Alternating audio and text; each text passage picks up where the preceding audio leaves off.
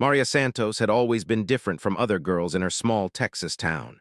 While her classmates spent weekends at the mall or hanging out by the lake, she was in her grandfather's backyard, learning to shoot tin cans off fence posts with his old hunting rifle.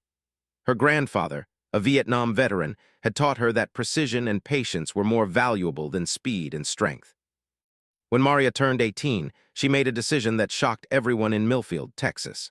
Instead of going to college like her parents wanted, or getting married like her grandmother suggested, she enlisted in the United States Army. The recruitment officer looked surprised when this petite 5'3" girl with long dark hair walked into his office and announced she wanted to be a soldier. "Are you sure about this, miss?" he had asked, looking her up and down. "The military isn't exactly a place for someone like you." Maria's jaw tightened. She had heard comments like this her whole life. Too small, too quiet, too feminine. But she knew something about herself that others didn't see. Under her calm exterior burned a fierce determination that had been forged in her grandfather's backyard and tempered by years of proving herself in a town that didn't expect much from its daughters. 3 months later, Maria found herself at Fort Benning, Georgia, standing in a line with 49 other recruits. The August heat was suffocating, and sweat already dripped down her back despite the early morning hour. Around her stood men and women from all walks of life, but she noticed she was one of the smallest people there. Most of the male recruits towered over her, and even some of the women made her feel tiny. Drill Sergeant Rodriguez was a mountain of a man with arms like tree trunks and a voice that could probably be heard in the next county. He paced in front of the recruits like a caged tiger, his dark eyes scanning each face with the intensity of a predator sizing up prey. When his gaze fell on Maria, she felt as though he could see straight through her. "Listen up, recruits," Rodriguez bellowed. "For the next 16 weeks, your life belongs to me. I will break you down and build you back up into soldiers. Some of you will make it, and some of you will wash out. That's just the way it is." From the very first day, Maria struggled. The physical training was brutal. While she had always been in decent shape, nothing had prepared her for the intensity of military conditioning. During the morning runs, she fell behind the pack. In the obstacle courses, she struggled with walls that seemed designed for people twice her size. Even simple tasks like carrying her gear felt overwhelming when the pack weighed nearly half as much as she did. The other recruits began to notice. Some offered encouragement, but others started to whisper among themselves. She overheard comments during chow time and late at night in the barracks. "She's never going to make it," someone would say. "She's too small for this." "I don't know why they even let her try," another would respond. "This isn't a place for people like her." Maria tried to ignore the comments, but they stung. Worse than the comments from other recruits were the looks from Drill Sergeant Rodriguez. She could see the doubt in his eyes every time she struggled with a task. During inspections, he would examine her area more carefully than others, as if expecting to find fault. During training exercises, he seemed to watch her more closely, waiting for her to fail. The breaking point came during week 3. The platoon was practicing combat maneuvers in the Georgia heat. Maria had been struggling all morning with the weight of her gear and the pace of the exercise. Her uniform was soaked with sweat, and her legs felt like lead. As they moved through a simulated battlefield scenario, she stumbled and fell, her rifle clattering across the ground. Drill Sergeant Rodriguez was there instantly, looming over her as she scrambled to retrieve her weapon. The entire platoon stopped and watched as he stared down at her with a mixture of disappointment and something that looked almost like pity. "Santos," he said, his voice lower than usual but somehow more intimidating. "Fall out." Maria's heart sank. Being pulled from training was the beginning of the end. She had seen it happen to 2 other recruits already, and neither had returned to the platoon. As she gathered her gear and followed Rodriguez away from the group, she felt the eyes of every other recruit on her back.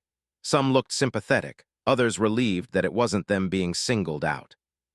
Rodriguez led her to a small building on the edge of the training area. Inside was a sparse office with nothing but a desk, 2 chairs, and a filing cabinet. He gestured for her to sit, then took his place behind the desk. For a long moment, neither of them spoke. "Santos," he finally said, "I'm going to be straight with you. You're not keeping up. The physical demands of this training are clearly beyond your capabilities. I've seen recruits like you before, and it always ends the same way." Maria felt her throat tighten, but she forced herself to meet his gaze. "Sir, I can do better. I just need more time to adjust." Rodriguez shook his head. "Time isn't something we have, recruit. In combat, there are no do-overs. If you can't handle basic training, how are you going to handle real-world situations where lives depend on your performance? I won't let anyone down, sir, Maria said, her voice stronger than she felt. I know I'm smaller than the others, but that doesn't mean I can't be a good soldier. The drill sergeant leaned back in his chair, studying her with those penetrating dark eyes. What makes you think you have what it takes? And don't give me some speech about determination and heart. I need to know what makes you different from the dozen other recruits I've had to send home because they couldn't cut it. Maria thought about her grandfather, about all those afternoons spent learning to shoot. She thought about the way he had taught her that being smaller meant being smarter, more precise, more focused. She thought about every person who had ever underestimated her and how good it felt to prove them wrong. My grandfather taught me to shoot when I was 8 years old, she said quietly. He always said that the best soldiers weren't necessarily the biggest or the strongest. They were the ones who could think under pressure and execute when it mattered most. Rodriguez raised an eyebrow. Your grandfather, what branch did he serve in? Army, sir, 2 tour in Vietnam. He earned a Silver Star for marksmanship during the Tet Offensive. For the first time since Maria had met him, Rodriguez looked genuinely interested. What's his name? Staff Sergeant Miguel Santos, sir.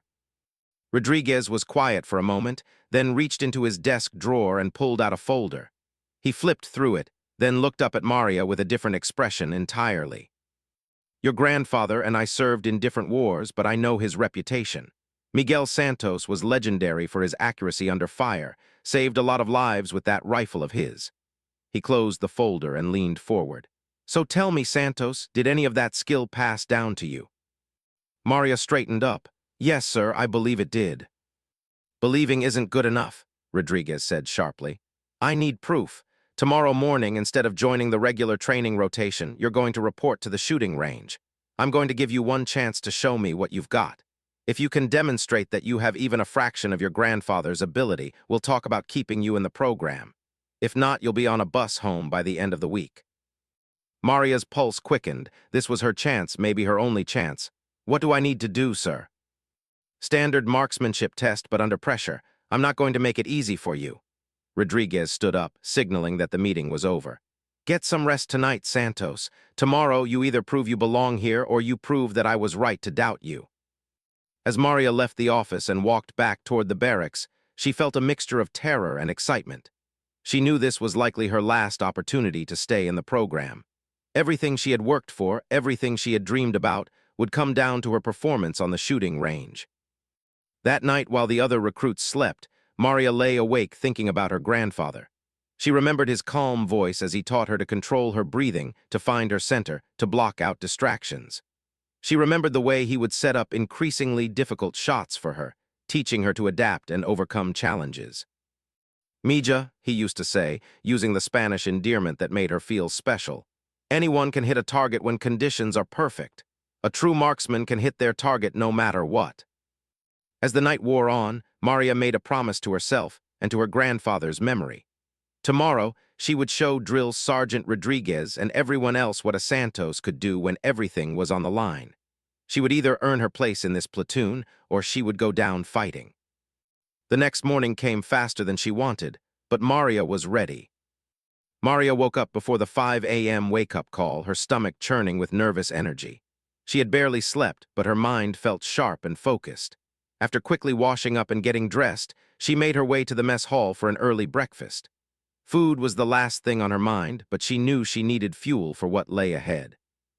The shooting range was located on the far side of the base, a sprawling facility with multiple firing positions and target setups. When Maria arrived, she found Drill Sergeant Rodriguez already there, along with 2 other instructors she didn't recognize. One was a tall, lean woman with sergeant stripes, and the other was a grizzled older man with the weathered look of someone who had spent decades in the service. Santos, Rodriguez called out as she approached. Meet Sergeant Williams and Master Sergeant Thompson. They're here to observe and verify whatever happens today.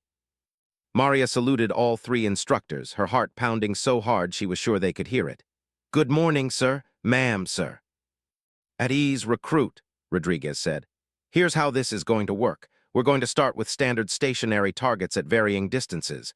If you perform adequately, we'll move on to more challenging scenarios. The final test will be 10 moving targets at different ranges and angles. You'll have one magazine of ammunition, 10 rounds, and limited time to engage all targets. Maria nodded, trying to keep her expression calm while her mind raced. 10 moving targets with only 10 rounds meant no room for error.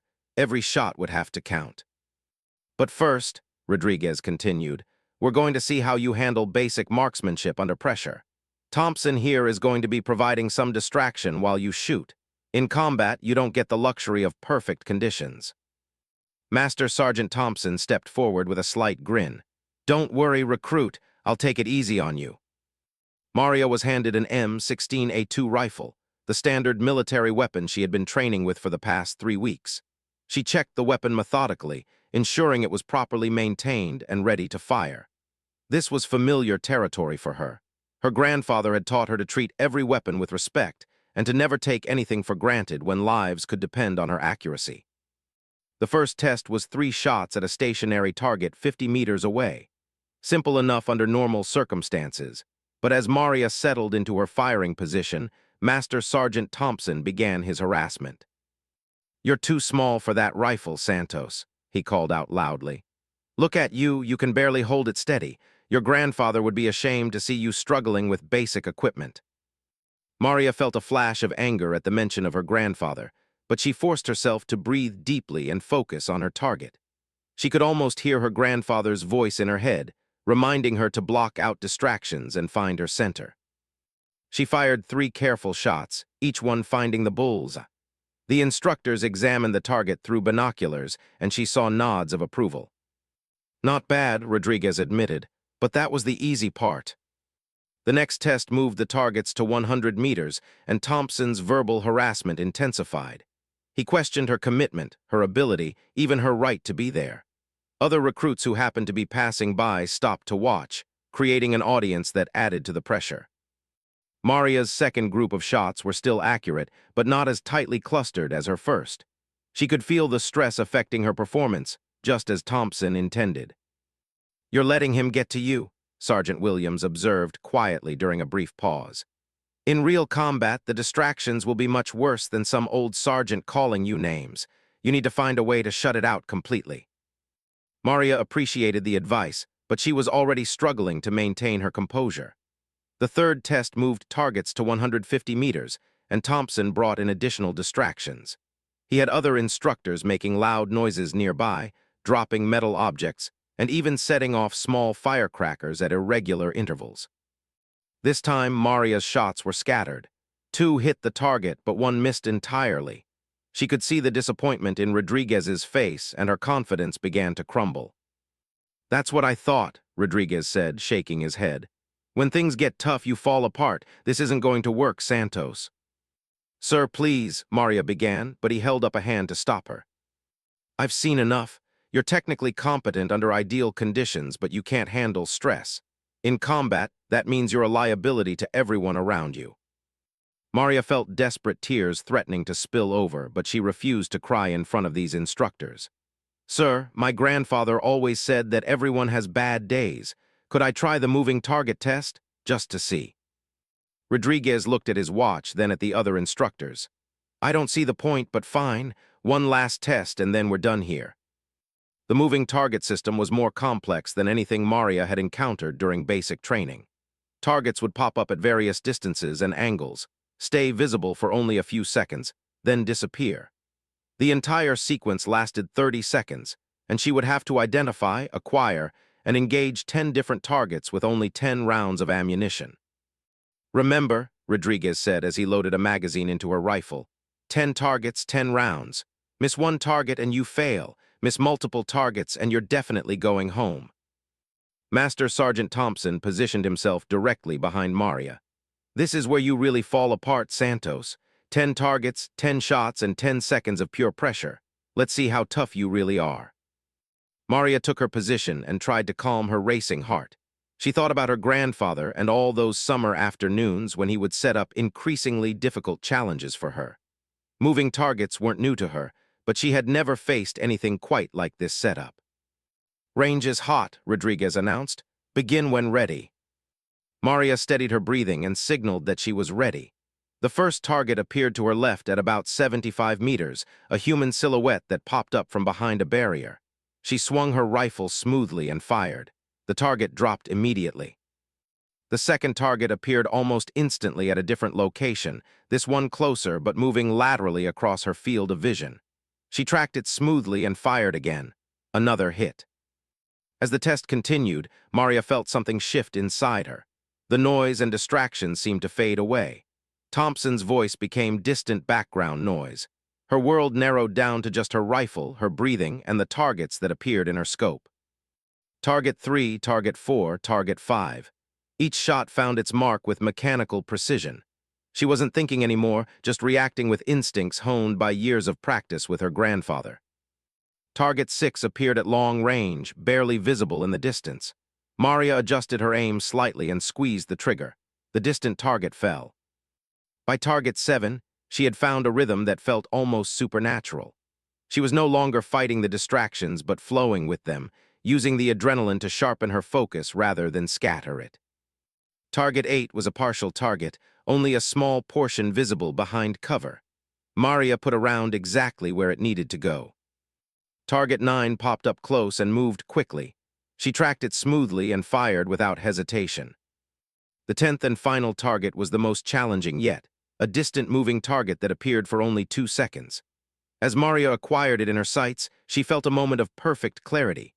Everything her grandfather had taught her, all the hours of practice, all the determination that had brought her this far, crystallized into this single moment. She fired. The target dropped. For a moment, complete silence filled the range. Even Thompson had stopped his harassment and was staring at the targets in disbelief. Rodriguez lowered his binoculars slowly, his expression unreadable. "Check the targets," he ordered quietly. As the instructors examined each target position, Maria remained in her firing position, hardly believing what had just happened. She had felt something during that final test, a level of focus and precision that went beyond anything she had experienced before. 10 targets, Sergeant Williams announced, her voice carrying a note of amazement. 10 hits, all center mass. Rodriguez walked back to where Maria still knelt, rifle still shouldered. "Santos," he said, his voice different than she had ever heard it. "Stand up." Maria rose to her feet, unsure what to expect. The drill sergeant studied her face for a long moment before speaking again. "In 15 years of training recruits, I have never seen anyone complete that course perfectly on their first attempt. Most soldiers require multiple tries to even come close to that level of performance." "Sir, Maria began, but Rodriguez held up a hand. "I owe you an apology, Santos, and I owe your grandfather's memory an apology. I let my preconceptions cloud my judgment about your capabilities." Master Sergeant Thompson stepped forward, extending his hand. "Outstanding shooting, recruit. I threw everything I had at you and you just kept getting better. That's the mark of a natural." Maria shook his hand, still trying to process what had just happened. "Thank you, sir." Rodriguez cleared his throat. "Santos, report back to your platoon. You're staying in the program, but don't think this means training gets any easier for you. If anything, I'm going to push you harder now because I know what you're capable of." As Maria gathered her gear and prepared to leave the range, Rodriguez called out one more time. "Santos, your grandfather would be proud." Walking back to rejoin her platoon, Maria felt like she was floating. She had not only saved her place in basic training, but had earned the respect of instructors who had doubted her from the beginning. More importantly, she had proven to herself that she belonged here.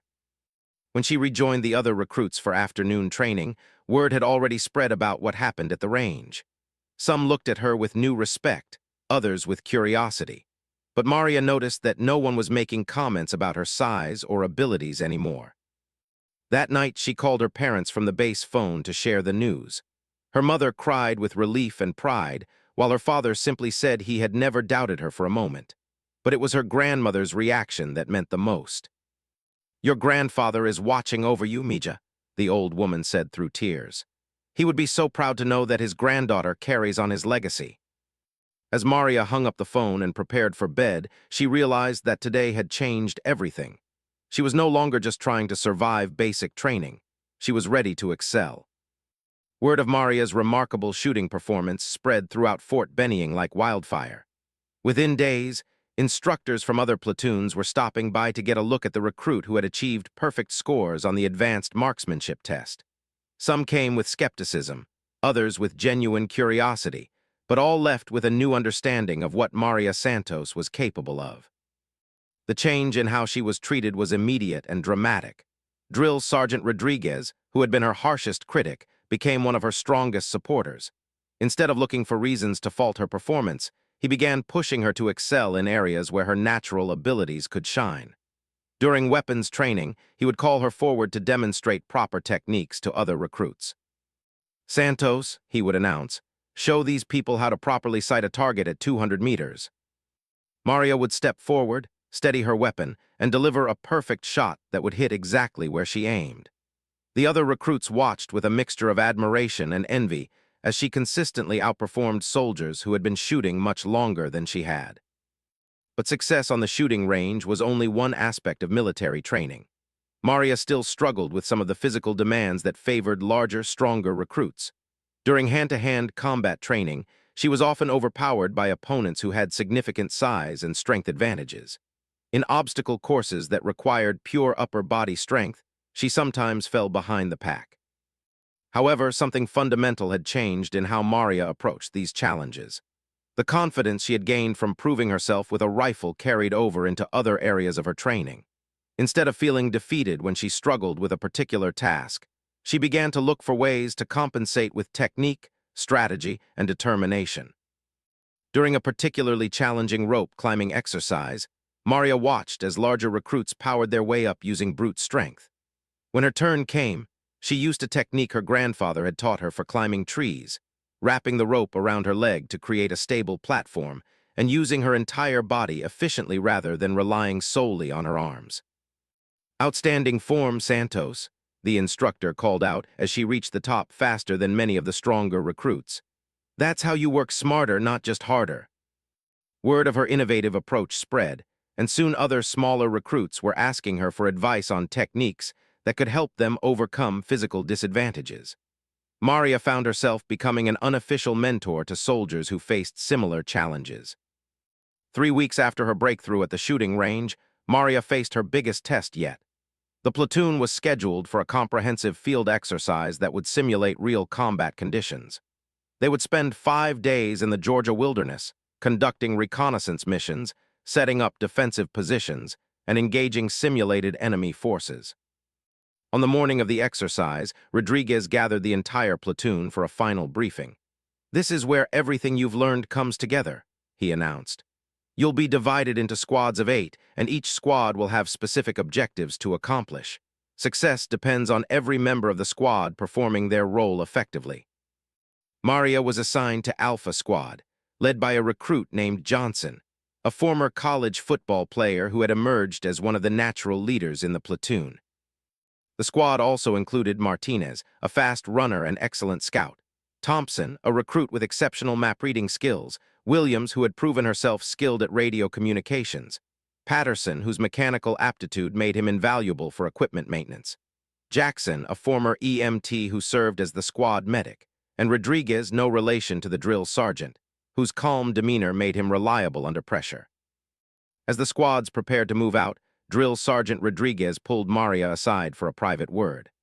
"Santos, I'm going to be straight with you. This exercise is designed to test how soldiers perform under extended stress and fatigue. Your shooting skills won't mean much if you can't keep up during long marches or think clearly when you're exhausted and hungry." "I understand, sir," Maria replied. "I'm ready for whatever comes." "I believe you are," Rodriguez said, "but remember that being part of a squad means more than just individual performance. Your teammates will be counting on you just like you'll be counting on them." The first day of the exercise went smoothly. Alpha Squad successfully completed their initial objective, which involved locating and observing a simulated enemy position without being detected. Maria's small size proved advantageous during the reconnaissance mission, as she could move through thick brush and hide in places where larger soldiers would be easily spotted. That evening, as the squad set up their defensive position for the night, Johnson approached Maria with a serious expression. "Santos, I've been thinking about squad assignments for tomorrow's mission. We're going to need someone in an overwatch position to provide covering fire for the assault team. Maria nodded, understanding the implication. The overwatch position was typically assigned to the squad's best marksmen, and it would be a crucial role in the success of their mission. Are you confident you can handle that responsibility? Johnson asked. If the assault team gets in trouble, they'll be counting on you to provide accurate covering fire. I won't let them down, Maria answered without hesitation. The second day brought their most challenging objective yet. Alpha Squad was tasked with assaulting a fortified position defended by instructors playing the role of enemy soldiers.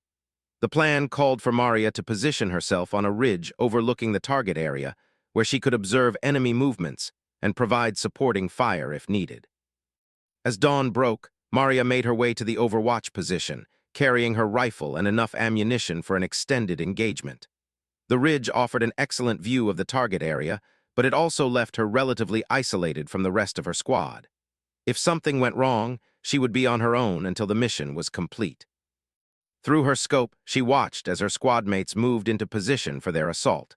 Johnson led the main assault team, while Martinez and Thompson moved to flank the position from the left. Williams stayed back with the radio to coordinate the attack and call for support if needed. At exactly 0800 hours, the assault began. Johnson's team moved forward under cover of smoke grenades, while Maria watched for any defensive reactions from the enemy position. Initially, everything went according to plan. Then the situation began to deteriorate rapidly. The instructors playing enemy soldiers had set up a more complex defense than expected. As Johnson's assault team approached the main position, a hidden machine gun nest opened fire from an unexpected angle. The squad members were forced to take cover behind inadequate protection, and Maria could see they were pinned down with no way to advance or retreat safely. Through her scope, Maria identified the machine gun position that was causing the problem. It was located in a bunker approximately 300 meters from her position, well within her effective range. But engaging it would require her to expose her own position and potentially draw fire away from her trapped squad mates. Alpha 6, this is Alpha 7, she called into her radio using Johnson's call sign. I have eyes on the machine gun position that has you pinned down. Request permission to engage. Negative, Alpha 7, came Johnson's strained reply. Maintain overwatch, we'll find another way. But Maria could see that there was no other way. Her squad mates were trapped in an increasingly desperate situation, and the exercise instructors were not going to make it easy for them to escape. In a real combat situation, good soldiers would be dying while she watched helplessly. She made a decision that would define the rest of her military career. Alpha 6, I'm engaging the machine gun position, she announced into her radio. Prepare to move on my signal. Without waiting for Johnson's response, Maria adjusted her position to get the best possible shot at the enemy bunker. The range was long, and she would have to account for wind and elevation, but these were calculations she had been making since childhood. She controlled her breathing, found her natural point of aim, and squeezed the trigger. The simulated machine gun fell silent immediately. Machine gun neutralized, she announced calmly. Alpha 6, you are clear to advance. Johnson's assault team moved forward rapidly, taking advantage of the sudden silence from the machine gun position. Within minutes, they had successfully captured the objective. But Maria's involvement in the exercise wasn't over. As the assault team secured the main position, she spotted movement in the surrounding area through her scope. Additional enemy forces were moving to counterattack her squad mates, approaching from multiple directions. Alpha 6, be advised, enemy reinforcements approaching from the east and south, she reported. Multiple targets, estimated squad strength. Can you engage? Johnson asked tersely. Maria studied the tactical situation through her scope. The enemy reinforcements were moving in two separate groups, using cover and concealment effectively. Engaging them would require rapid target acquisition and precise shooting under time pressure. Affirmative, she replied. Beginning engagement now. What happened next would be talked about at Fort Benning for years to come. Maria systematically engaged the approaching enemy forces with a combination of speed and accuracy that left even the exercise instructors amazed. Moving from target to target with mechanical precision, she eliminated threat after threat. buying precious time for her squad mates to consolidate their position.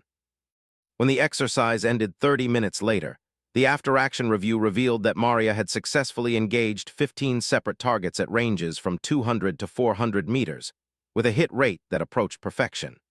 More importantly, her actions had directly contributed to her squad's successful completion of one of the most challenging scenarios in the entire exercise. Senior Master Sergeant Williams, who had observed the entire engagement, approached Maria as she packed her equipment. "Santos, I've been running these exercises for 10 years, and I've never seen shooting like that under those conditions. You didn't just hit your targets, you dominated the entire battlefield." As Alpha Squad prepared to move to their next objective, Johnson pulled Maria aside with a look of genuine respect. "Santos, I owe you an apology. When this exercise started, I was worried about having you on the team. I thought you might be a weak link we'd have to carry. Instead, you saved our asses back there." "We're a team," Maria replied simply. "That's what teams do for each other." By the time the 5-day exercise concluded, Maria had established herself as one of the most capable soldiers in her platoon. Her performance had been consistently outstanding across all phases of the training, but it was her ability to perform under extreme pressure that truly set her apart. On the final night of the exercise, as the platoon gathered around a small campfire for their last meal in the field, Drill Sergeant Rodriguez addressed the group about what they had accomplished over the past 5 days.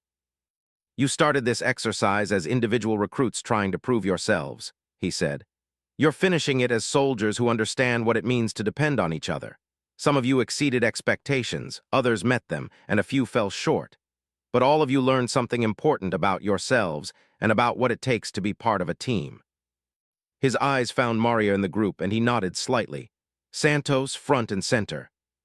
Maria stood and approached the drill sergeant, unsure what to expect. The entire platoon watched as Rodriguez pulled a small object from his pocket. "This is an expert marksmanship badge," he announced, holding up the distinctive metal insignia.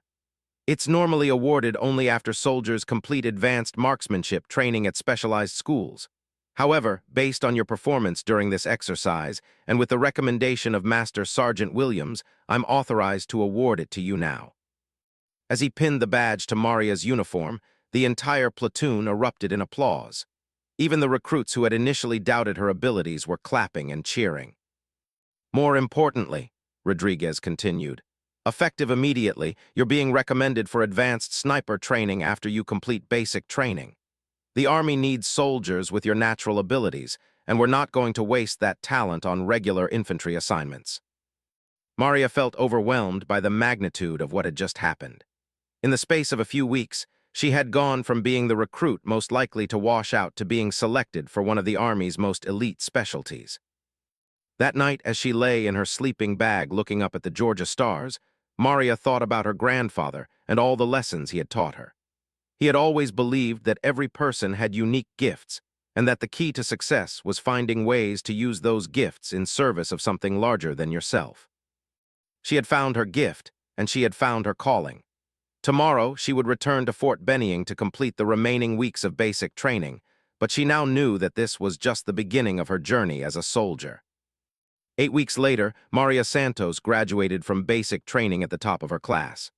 Her parents, grandparents, and extended family traveled from Texas to watch as she received her diploma and took the oath as a fully qualified United States Army soldier. After the ceremony, Drill Sergeant Rodriguez approached her family with a smile. "Mr. and Mrs. Santos, you should be very proud of your daughter. She's going to have a distinguished military career." "We always knew she was special," Maria's father replied. "We just weren't sure how that would translate into military service." Rodriguez nodded toward Maria, who was receiving congratulations from her fellow graduates. "Your daughter has a rare combination of natural ability and mental toughness. In all my years of training soldiers, I've only seen a few recruits with that kind of potential." As the celebration continued around them, Maria found a quiet moment to call her grandfather. Although he had passed away 2 years earlier, she wanted to share this moment with him in her own way. Standing alone in the Georgia twilight, she whispered a promise to his memory. "I won't let you down, abuelo. I'll make you proud." 6 months later, Second Lieutenant Maria Santos would graduate from the Army's elite sniper school with honors, beginning a military career that would take her around the world and establish her as one of the finest marksmen in military history. But it all started on a shooting range at Fort Benning, when a drill sergeant gave a small girl from Texas one chance to prove what she could do when everything was on the line. The rest, as they say, was history,